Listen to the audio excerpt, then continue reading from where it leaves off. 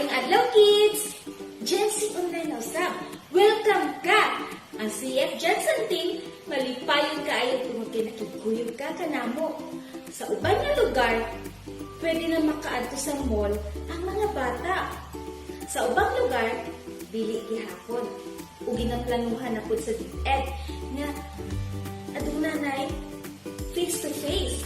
Panganagdaman nato ang ato ang mga sunod nga adlaw.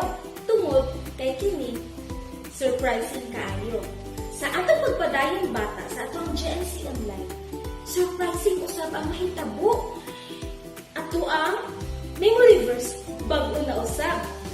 O ang ato ang Bible lesson, naay surprising mahitabo nga murag makaingon ka plano sa Ginoo sa mahitabo. Pero bata, paminawi ang ato ang Bible lesson kay aduna kay mahibaw-an o pwede nimong i-apply sa imong adlaw-adlaw nga kinabuhi. Tara, ato nang sugdan kini sa pag-ampo. Ang pag-ampo bata, mahinungdanon kaayo kini sa atong adlaw-adlaw nga kinabuhi. Tungod kay naay mga butang nga dili nato masabtan usahay. Kung moabot man kini sa ato ang kinabuhi, atong pakipag-istoryahan ang Ginoo. Isulti nato kaniya nga nagkalisod ta, wala na takasabot sa sitwasyon, mangayo tagtabang kaniya nga makalahutay sa atong kinabuhi ug mapadayon ang atong ginabuhat nga maayo. Tungod kay ang Ginoo bata, matingod-ano nga nagapaminaw ug nagatubag sa imuhang mga pag-ampo, nagagamit sa uglaing tawo nga matubag ang imuhang gikinahanglan. Tara, atong i-fold ang ato ang kamot ug ipiyong ang mata. Ginoo, salamat karon nga adlaw. Salamat sa kinabuhi nga among gina-enjoy karon. Salamat nga ikaw nagahatag sa tanan namo nga panginahanglan. Ug labdaw sa tanan Ginoo, salamat sa imong pulong pinaagi sa memory verse nga nagapahinumdum kanamo nga ikaw matingod-anon kanamo uban sa imong saad.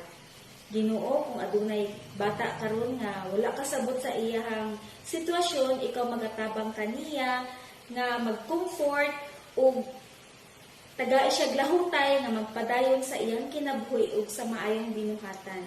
Tabangi ang iyahang pamilya nga mahatag ang iyahang panginahanglanon adlaw-adlaw sa pagkaon, sa pamisti, sa pagtuon ug uban pa. Ug Ginoo, kung naay nagsakit karon, ako nagahangyo kanimo nga ayuhon nimo siya ug tagai balik sa iyahang maayong panglawas ug iyahang kalig-on. Ug Lord, nagaampo usab kami nga karon pasabton nimo ang matag usa kanamo nga maminaw ug mag-memorize sa Bible lesson ug sa memory verse. Ang tanan among ginapasalamatan tungod kay ikaw lamang ang among ginasaligan sa tanan. Sa ngalan ni Jesus, amen.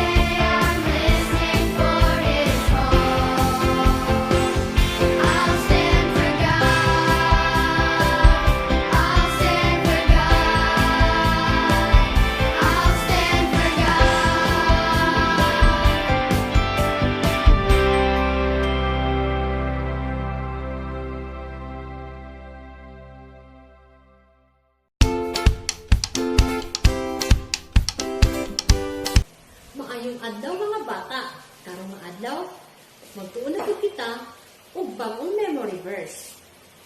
Yun na pa, kinsa man sa inyo karon ang imong ginapangayon og tabang kung ikaw na kinahanglan. Tingali ang imuhang mama, ang imuhang friends, o ang imuhang lola. Kung ikaw nag-inusara, manawag ka kaniya. Apan dili sa tanang panahon, anaa sila. Pero may naay mo tabang gawas kanila. Paminaw sa atong memory verse aron imong mahibawan kung kinsa siya. Kinsa ang naa kanimo sa tanang panahon?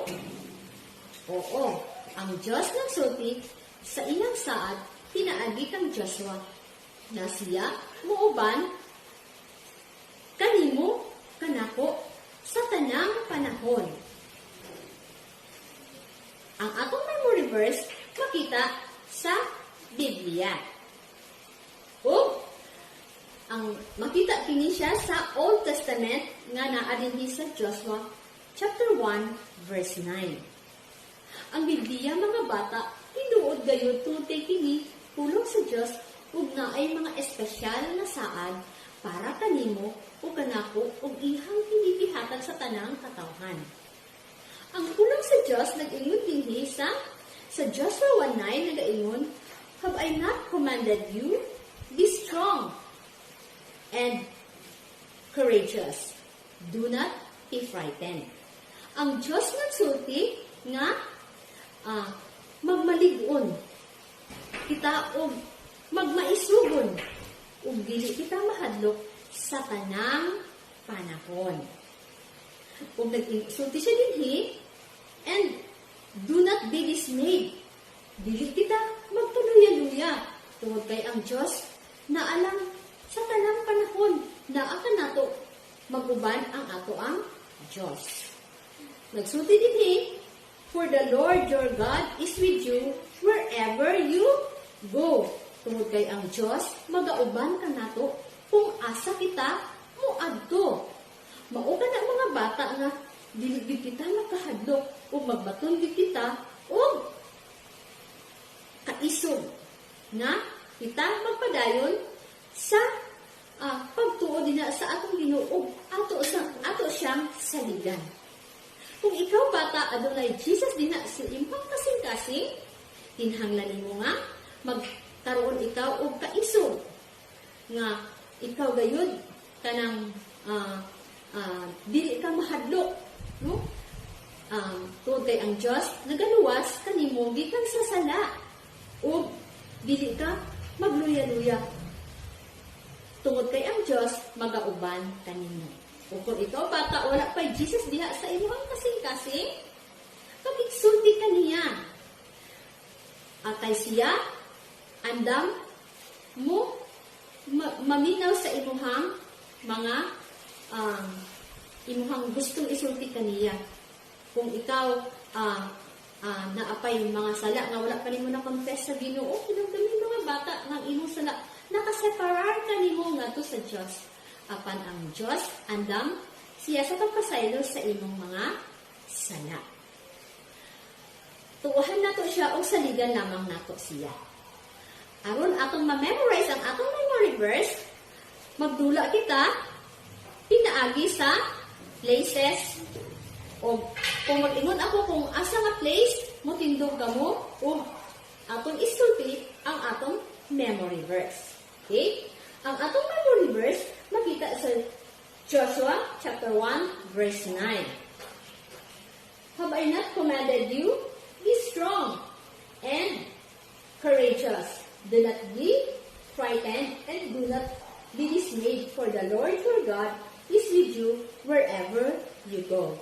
Joshua chapter 1 verse 9. Kinsa man dinhi sa inyo ang nakaadto na sa zoo? Oo, ang tanang mga bata nga nakaadto na sa zoo, magtindog ug atong i-memorize ang atong memory verse. Joshua chapter 1 verse 9. "Have I not commanded you? Be strong and courageous. Do not be frightened and do not be dismayed. For your God is with you wherever you go." Joshua chapter 1 verse 9. Sige. Isa sa inyo dinhi ang nakaadto na sa mall. Tanan, tindog. Joshua chapter 1, verse 9. Have I not commanded you? Be strong and courageous. Do not be frightened and do not be dismayed. For the Lord your God is with you wherever you go. Joshua chapter 1, verse 9. Sige, pinsan na ang nakaubad sa mama sa palengke. Sige, palihog daw tindog. Atong i-recite ang atong memory verse. Joshua chapter 1, verse 9. Have I not commanded you? Be strong and courageous. Do not be frightened and do not be dismayed. For the Lord your God is with you wherever you go. Uy, happy na daw ito ma-memorize. Inilas na lang. Kisa sa inyo ang nag-aato sa school. Sige. Tanang nag-aato sa school, tindog. Joshua chapter 1, verse 9. Have I not commanded you? Be strong and courageous. Do not be frightened and do not be dismayed, for the Lord your God is with you wherever you go. Joshua chapter 1, verse 9. Hala, atong i-recite na wala na kitay kopya. Sige, tanan ng mga bata, tindog. Sige. Joshua chapter 1, verse 9. Have I not commanded you? Be strong and courageous. Do not be frightened and do not be dismayed. For the Lord your God is with you wherever you go. Joshua chapter 1, verse 9. Sige. Tanan-tanan din. Lingkod. Okay, last. Joshua chapter 1, verse 9. Have I not commanded you? Be strong and courageous. Do not be frightened and do not be dismayed, for the Lord your God is with you wherever you go. Joshua chapter 1, verse 9. Mga bata, na-memorize na gayud ninyo. Ug sa sunod na to nga memory verse, ato kini siyang i-review ug ato na sad kini nga isulti ang ato ang memory verse na makit-an sa Old Testament, Joshua chapter 1, verse 9.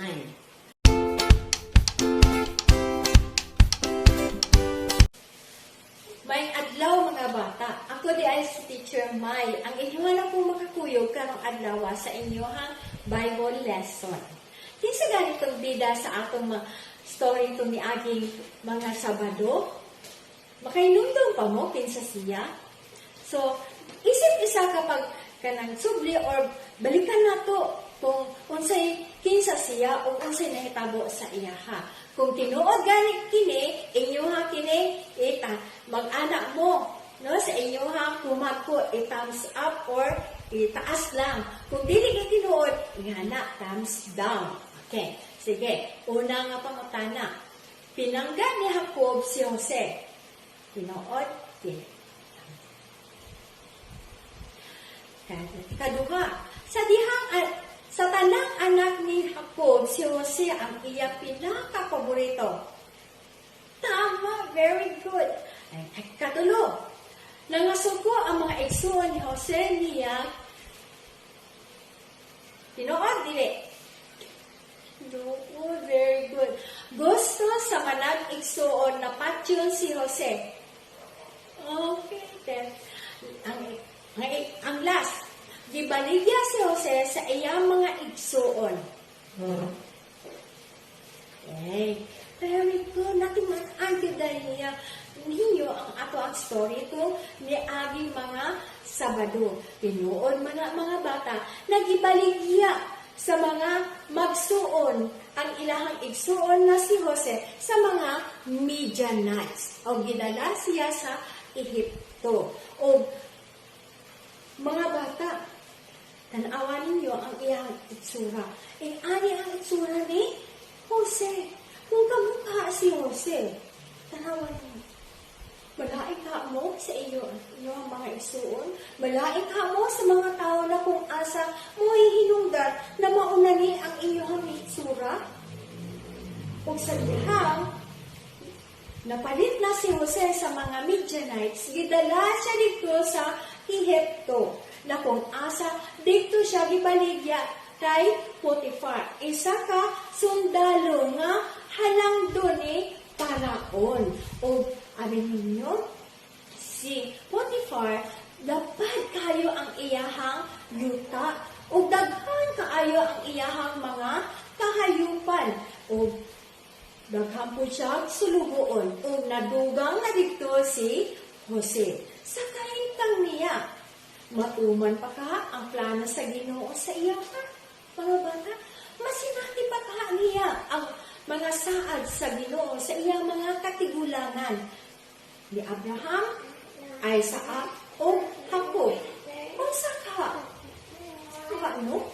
Bawad ang kahasya o paglaom? O, pakilang niyo mga bata, unsa kayo may tabo? Sa diyang na si Jose dito sa poder ni kinsa? Ni Potiphar, ang Ginoo gayud ang nagpalig-on kaniya walay laing mga bata. Kinsa ganito? Ang Ginoo. Sige daw, isulti daw nato. Kini siya nga pulong. Okay. Ang Ginoo, ready? Go. Ang Ginoo nakigkuyog kanako. Mauna ang kinungdan nganong si Jose nagpabilin na malig-on kay nga naman ang Ginoo nakigkuyog kaniya. Baka sa dihang si Jose tuadto sa Ehipto nahimong sulugoon ni Potiphar. No, ano naman daw si Potiphar? Emong pa siya, pagkabuutan aming bata ni. Ang tanan na kung mga ginasulti, ginasunod niya. Bisag dili na siya suguon, sunod lang gihapon niya. Wala siya kanang paliyaba sa uban na nagakwinta kung unsa ang iyahang ginahimo, ginatrabaho. Nagayod siya pag maayo ni Potiphar og tungod ni ana, may daghan pa yun og samot ang iyang mga kahayupan og dili lang kana mga bata. Tungod ato, ingon si Potiphar, himuon nako siya na ikaduha kanako. Ang ipiyan nako tanan ang akong mga katigayunan sa iyaha mo. Tong iyang gitawag si Jose. Jose, alika, marika Jose. Na ako isulti sa imo nga Jose. Unsa man ito, sir? Kaya, sugod karong adlaw, ikaduha ka na kanako. Sarang po din sa akong panimalay. Ako lang yapon sa akong panimalay. Pero sa mga buluhaton din sa panimalay, imong hana. So, mga bata, wala na gayon nagpakabana si Potiphar may tungod sa iyahang mga kahayupan ang tanan na trabaho sa panimalay dipiya na niya sa kay Jose ang tanan. Siya na ang nag-atiman ni ini kay dako kaayo ang iyang pagsalit kay Jose. O mga bata, abi ninyo, samtang si Jose, mga bata, naa sa panimalay ni Potiphar, nagdumalat sa mga katigayunan niya. Kung si Potiphar may nakitaan kay Jose, ang iya pong asawa, mga bata, may nakita sa iya.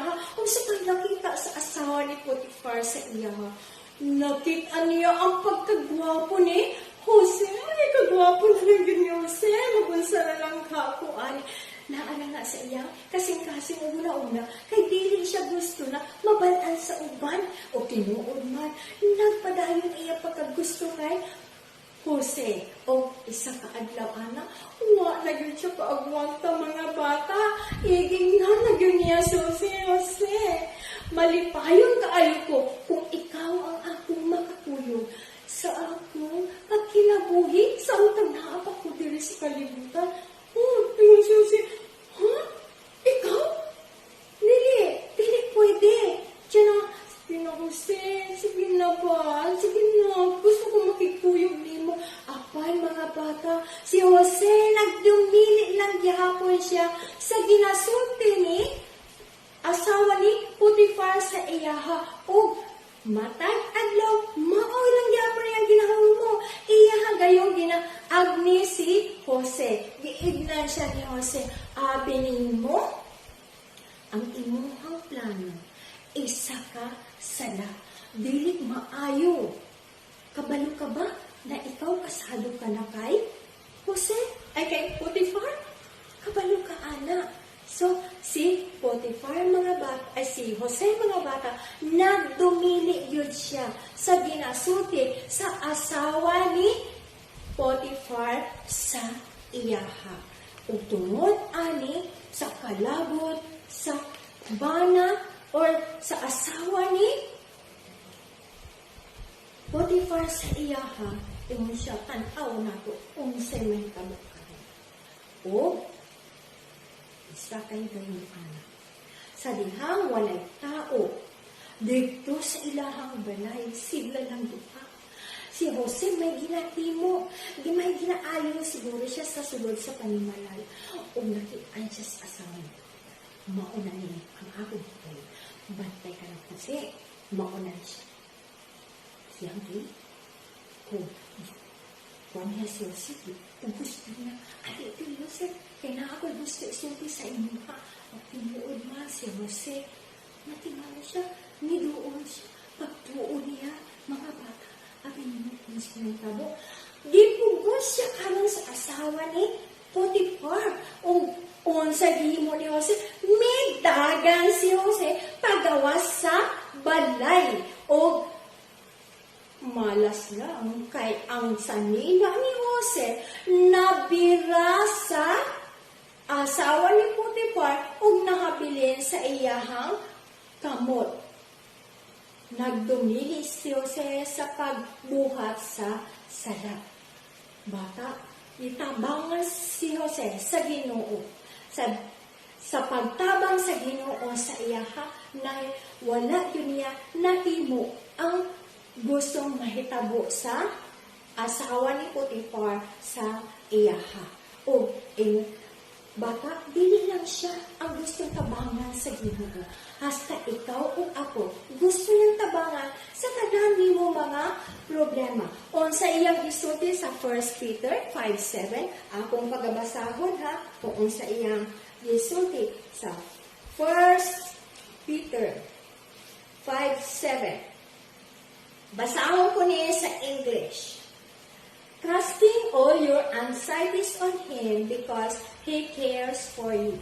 Buot pasabot na ihatag ang tanan nimong kabalaka, ang tanan nimong kana problema, dinha sa Ginoo, kay ang Ginoo nagpakabana kanimo. Pinangga ka kayo sa Ginoo. O tingali laay mga bata dinhi na ang kanaw, naa sila mga problema. Ang ilang mama, ang ilang papa, sige, away. Iyatag na, isulti na ka na sa Ginoo. O, ang inyong module, no? Ganit na human ang unsa, naa na sa, tambak na kaayo ang inyong mga modules. So, kung sa imong paghahimuon, isalig na ka na sa Ginoo, kay pagatabangan ka niya. Sama sa pagtabang sa Ginoo kay Jose, sa dihang gitinta siya sa asawa ni Potiphar, gihimo to ni Jose kay gusto niya na malipay ang Ginoo sa iyang kinabuhi. Kay gusto sa Ginoo, naggamiton siya haron matuman ang gisaad niya kay Jose. O, diba, nabilin ang iyang salina? Asa? Kay kinsa salina? Kay Jose, dito sa balay sa nila Potiphar. O kini ginabulitan pa yun sa iyahang asawa. O kini siya mauni ang iyahang pamaagi na kung asa, unsa man, maakusahan si Jose o rape. Nagpakitabang ang asawa karon ni Potiphar. Ingon siya, tabang mo, tabang. Kay ang tao na kung asa, gipasulod sa akong bana dinhi haron mahimong pakabang gusto hunta ko niya ripon ko niya o ang mga tao abi ninyo may tuo usab o at sa dautan na una niya. So si Jose ang tawon mga bata, abi ninyo mga bata, o kung sa'y nahitabo. Pag-abot Potiphar mga bata, maudayon ang iyang report. Abi nimo, kanang darling, ang imuhang sulubuon, na kung asa imuhang paborito, na haday gautang plano, kanako. So, dito upod si Potiphar sa iyaha.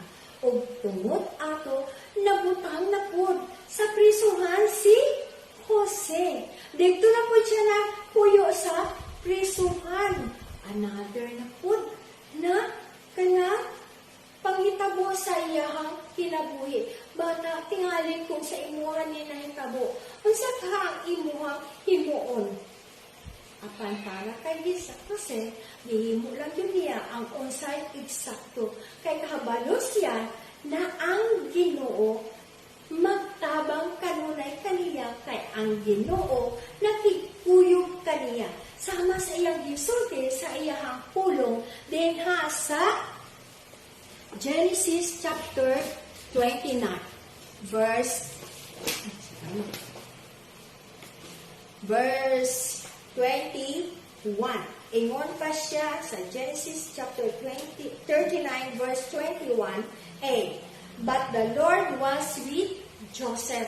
Ang Ginoo nakigkuyog kay Jose. Wala yun siya gibiyaan sa Ginoo. Unsa ganito, ang Ginoo kanunay nakigkuyog kay Jose. Okay? Iyakan. Kanunay.